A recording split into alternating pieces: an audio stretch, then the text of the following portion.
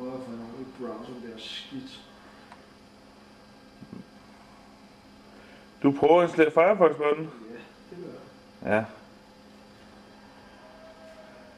Så du er alligevel ikke helt tilfreds med at sidde og browse tekstbaseret?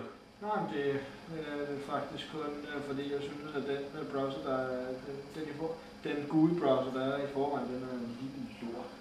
Men sig mig lige, hvis nu du er så begejstret for at browse så på så lavt niveau som muligt, hvorfor opretter du så ikke bare en telnestation med serveren?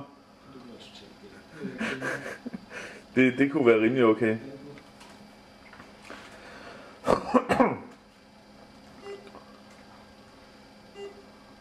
Hvad skal man hele tiden med en mus? Touchpad eller lignende? Alt bør jo kunne klares med et tastatur. Ja. Hvis nu vi tager det der glimrende program, Microsoft de lancerede rigtig godt program, og de har virkelig udviklet på det gennem årene. Jeg tænker selvfølgelig på Paint. Ja. Hvor godt er det at bruge mus til det? Bruge mus til det? Nej. Det er meget sent på aftenen, skal siges. Vi har ikke nogen vinduer, så vi kan ikke se, hvor mørkt det er udenfor. Men vi er et stykke hen ad aftenen, og jeg kan ikke lige... I hvert fald mus. Kør uden mus på det glimrende stykke software, der hedder Paint. Den er jo så heller ikke tilegnet. Nej, men det er et stykke genialt software. Det kan virkelig alt inden for billedredigering. Specielt hvis man skal tro du ved sådan de unge mennesker, der lige har fået en computer, som nogle piger der på et poptøser på en 16, 17, 18 år.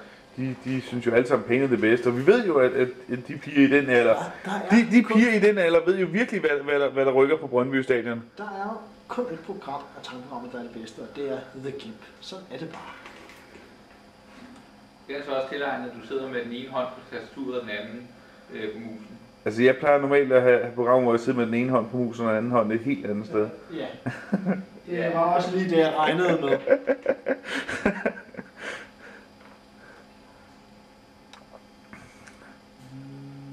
Men skulle vi tænke på at prøve at sætte lave sådan en PS2 til din 5 konverter? Måske. I teorien er det bare at smække op for loddekoppen og lige lave 5 forbindelser. Ja. Men nu er vi jo dogne.